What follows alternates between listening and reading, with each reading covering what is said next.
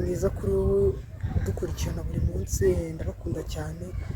Abagiye gusenga n'abatagiye, Imana ibahe umugisha. Uyu munsi bifuje kugira amahoro n'imigisha y'Imana.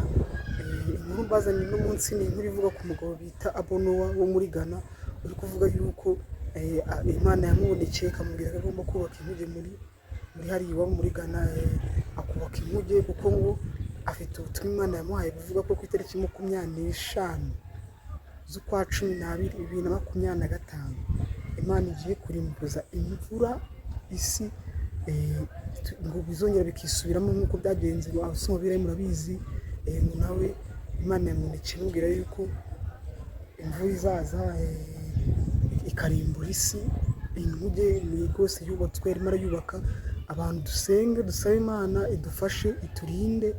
Ibintu uyu mugabo avuga sinzi, namwe mutere komenti muvuge ko mubyumva. Ndagushimira wowe ukurikirana urubuga rwacu, kanda follow cyangwa sub aho uri kubibonera hose. Umunsi mwiza.